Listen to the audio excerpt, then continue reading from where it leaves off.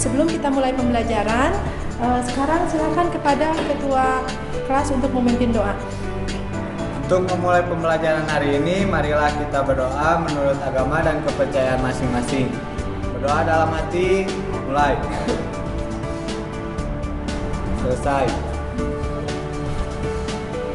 Baiklah anak-anakku sekalian, pada hari ini adakah siswa yang tidak masuk? Ada semua, Bu. Bagus. Nah sekarang sebelum kita mulai pembelajaran, Ibu ingin masing-masing kalian merapikan dulu meja kursinya. Dan juga tolong jika ada sampah yang berserakan dipunguti dan dibuang ke tempat sampah di luar ruangan. Kita silakan.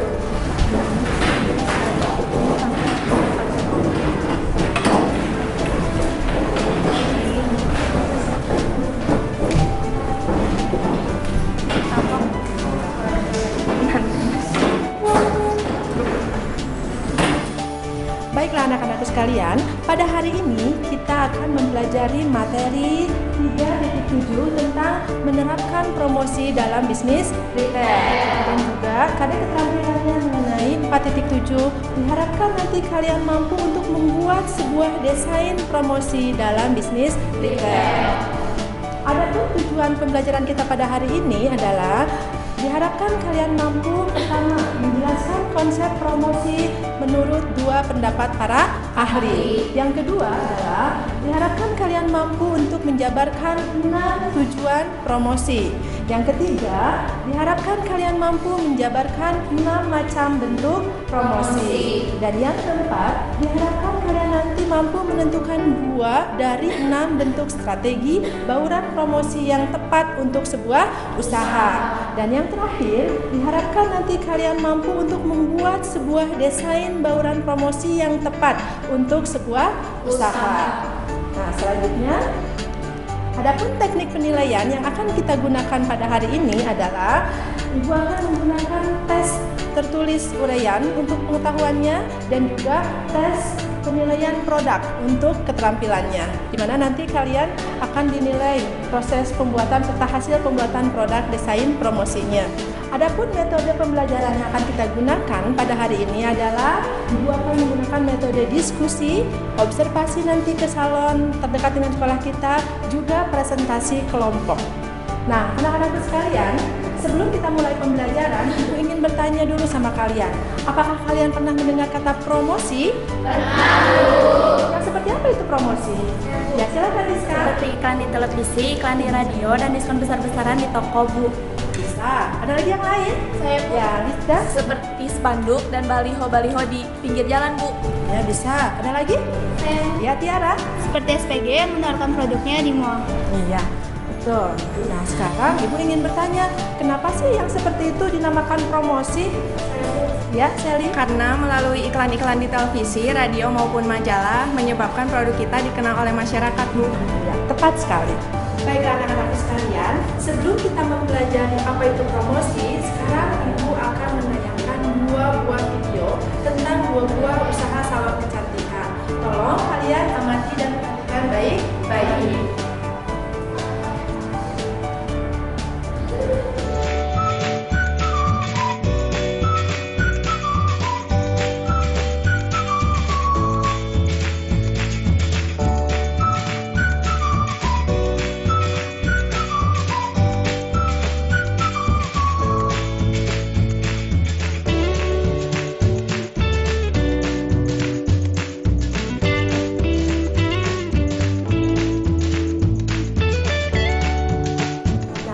Sekarang coba kalian bandingkan ya dengan video yang satunya lagi.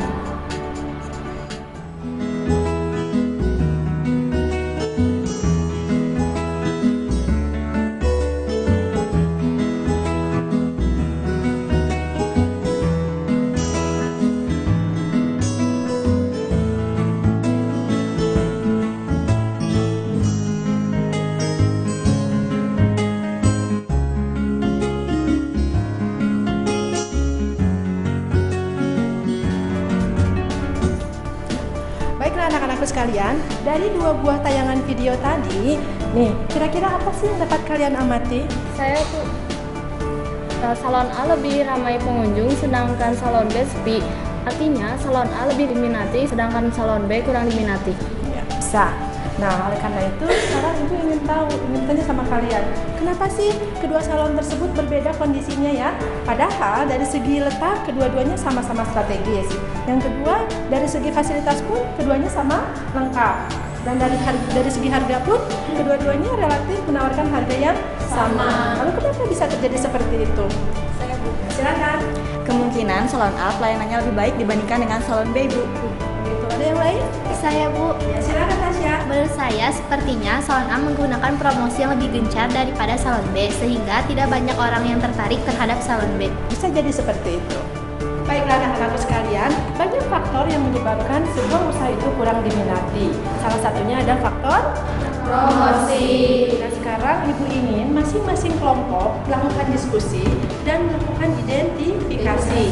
Kira-kira bentuk promosi apa sih yang seharusnya dilakukan oleh salon B agar bisa menyaingi salon A? Nah, nanti hasil diskusinya kalian catatkan di lembar notulensi dan Ibu akan berikan kalian waktu untuk berdiskusi selama 15 menit. Ibu berikan lembar notulensinya. Silakan langsung berdiskusi ya.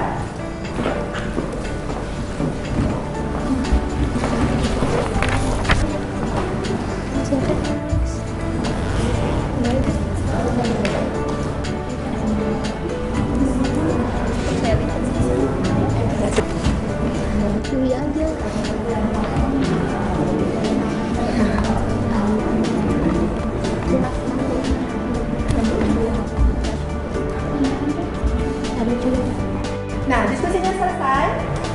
Ya, oke, baiklah anak-anak sekalian. Sekarang untuk membuktikan apakah betul promosi itu diperlukan untuk sebuah usaha, Ibu akan mengajak kalian untuk melakukan observasi ya ke salon terdekat dengan sekolah kita. Nah, nanti di sana kalian harus melakukan wawancara dengan pemilik salon mengenai apakah betul promosi itu harus dilakukan oleh sebuah usaha. Yang kedua, bentuk promosi apa sih yang sudah mereka lakukan? Dan yang ketiga, ada nggak sih dampaknya dari promosi yang mereka lakukan terhadap omset usahanya? Yuk kita keluar.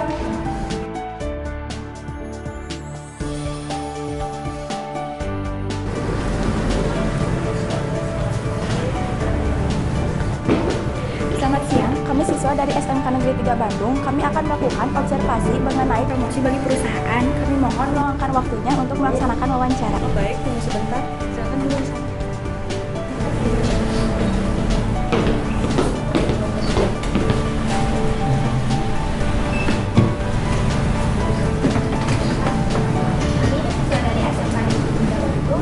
Di sini kami akan melakukan wawancara mengenai promosi perusahaan. Baik Pak, kita langsung ke pertanyaan yang pertama saja. Apakah Bapak pernah melakukan promosi? Ya, promosi itu harus, di mana-mana bisnis itu harus promosi. Masa kenapa? Gimana kita mau dikenal orang kalau kita nggak ada promosinya, gitu. Lalu bentuk promosi apa saja yang sudah Bapak lakukan? Ya, sekarang kan dunia sekarang tuh perkembangan teknologi itu udah canggih banget gitu. Jadi kita harus punya karya dulu, kita punya karya yang bagus, kita juga punya image yang bagus, produk yang bagus, sudah itu didukung sama teamwork yang bagus. Nanti kita pasti, karya kita juga pasti bagus. Jadi kerja itu harus pakai hati. Udah itu nanti yang promosi paling bagus itu dari mulut ke mulut. Baik Pak, pertanyaan terakhir, feedback apa yang Bapak dapatkan terhadap perusahaan Bapak ini? Oke, yang lebih kelihatan banget apa, income kita nambah. Terima kasih Pak Oke. Atas waktunya. Oke. Kalau begitu, Baiklah anak-anakku sekalian, setelah kalian melakukan observasi tadi, nah sekarang untuk melengkapi data-data dan informasi mengenai apa itu promosi, kelompok diperbolehkan membaca buku sumber dan juga mencari referensi lain dari internet contohnya ya. Lalu catatkan hasil temuan kalian mengenai promosi sebanyak-banyaknya di lembar notulensi yang tadi ya. Nah, Ibu akan beri kalian waktu selama 15 menit. Silahkan dikerjakan.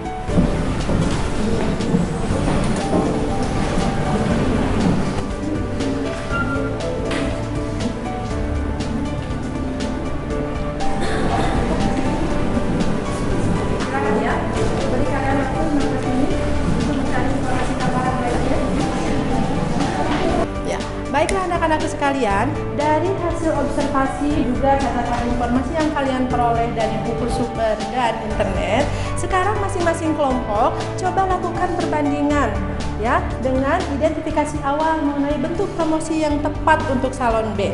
Apakah ada kesesuaiannya? Ataukah perbedaannya? Ataukah kalian ada tambahannya? Lalu catatkan ya hasil temuannya itu di lembar notulensi lagi. Ibu beri kalian waktu selama 15 menit. Dipersilahkan.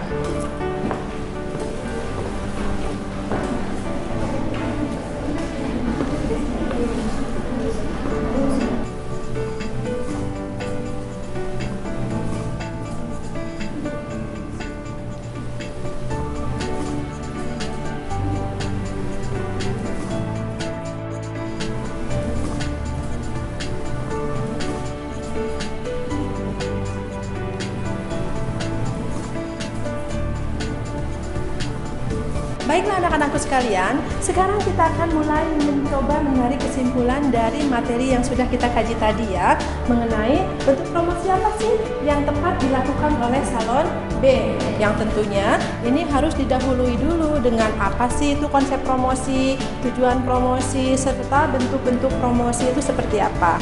Silahkan kalian catatkan hasil kesimpulan kelompoknya di dalam lembar notulensi. Ibu beri kalian waktu selama 15 menit. Dipersilahkan.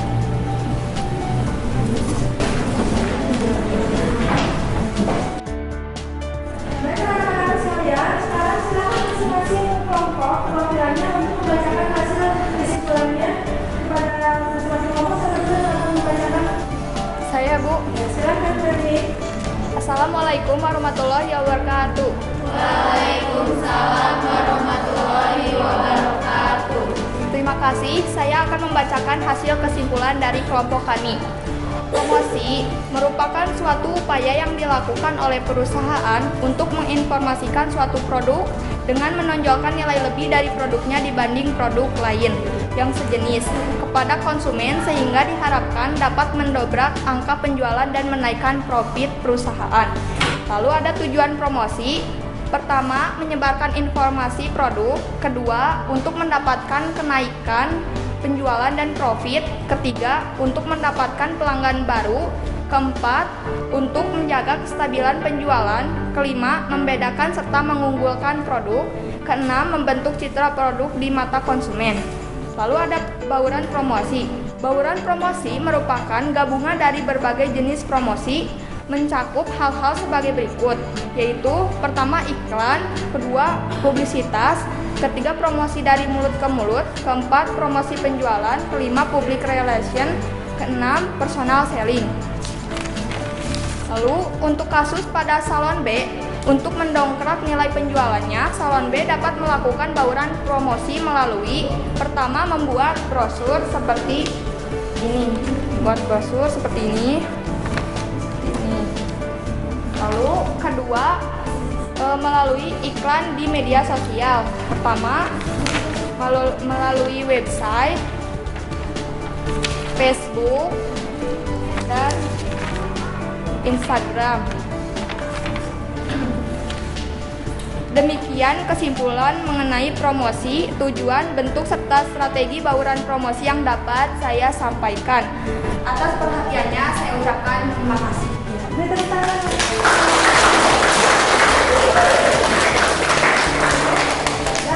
paparan kelompok 1, kira-kira apa ada yang memberikan komentar atau memberikan pendapatnya supaya ada yang menanggapi? Saya Bu. Silakan Sophia.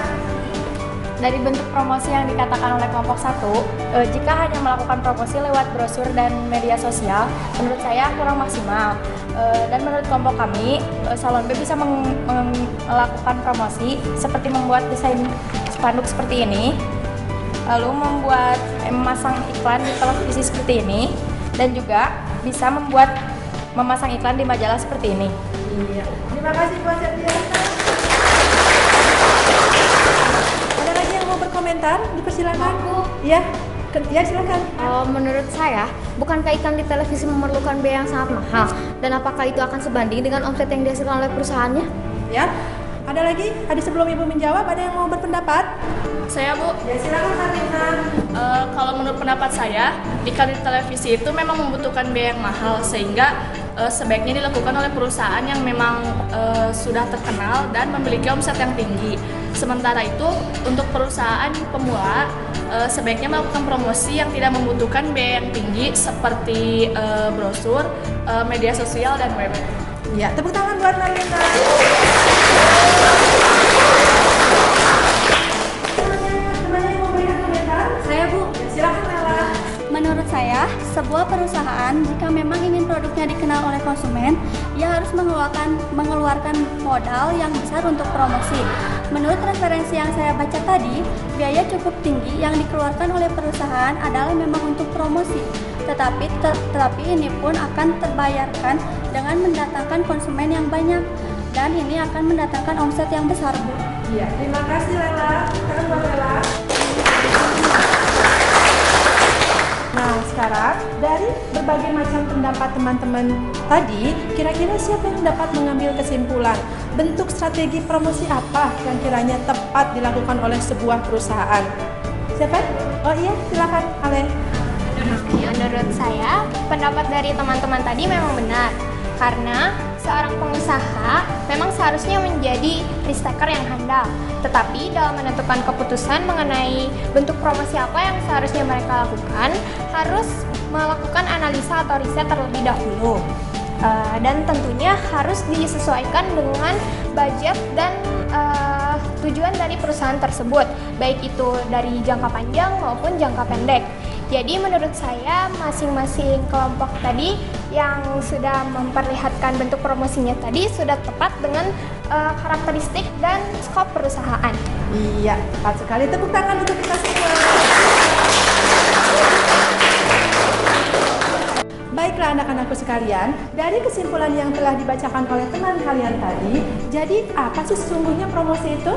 Saya Bu, Ya, silakan dulu. promosi merupakan cara dari suatu perusahaan untuk memperkenalkan produknya agar dapat dikenal dan akhirnya dibeli oleh masyarakat. Betul sekali. Lalu, untuk apa sih sebetulnya promosi itu?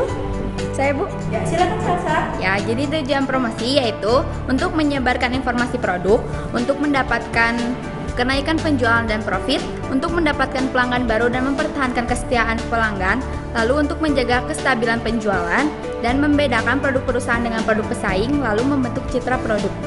Betul sekali. Lalu, bentuk promosi itu apa saja sih? Saya Bu, Ya, silakan Mama. seperti iklan di radio, di televisi, di koran, di katalog, lalu dengan publisitas dari pihak-pihak luar, lalu dengan promosi dari mulut ke mulut dengan memaksimalkan hal-hal yang positif, lalu dengan promosi penjualan dengan ikut pameran seperti membagikan sampel, terus dengan public relation mengupayakan produk tersebut diterima di masyarakat, lalu dengan personal selling jadi promosi secara langsung kepada konsumen. Iya, betul sekali. Nah, sekarang apakah sebuah perusahaan itu perlu melakukan yang namanya strategi bauran promosi? Ya? Perlu, sebab bauran promosi merupakan gabungan dari berbagai jenis promosi yang ada untuk suatu produk yang sama agar hasil dari kegiatan promosi yang dilakukan dapat memberikan hasil yang maksimal. Iya, tepat sekali. Baiklah anak-anakku sekalian, karena waktu pembelajaran kita sudah habis, tugas untuk KD ini adalah masing-masing kelompok harus melakukan observasi ke sebuah perusahaan yang menjual produknya di sekitar toko retail kita ya, mengenai merek produknya apa, yang kedua perusahaan pembuatnya itu siapa, dan yang ketiga bentuk promosi yang telah dilakukannya itu apa saja. Dan silahkan nanti tugasnya dicatatkan di buku tugasnya masing-masing dan dikumpulkan minggu depan. Baiklah anak-anakku sekalian, Ibu ingin kalian di rumah tetap mempelajari materi ini lagi ya, dan mempelajari materi untuk pertemuan minggu depan. Nah, kepada ketua kelas dipersilakan untuk memimpin doa penutup. Sebelum mengakhiri pembelajaran hari ini, marilah kita berdoa menurut agama dan kepercayaan masing-masing. Berdoa dalam hati, mulai. Selesai.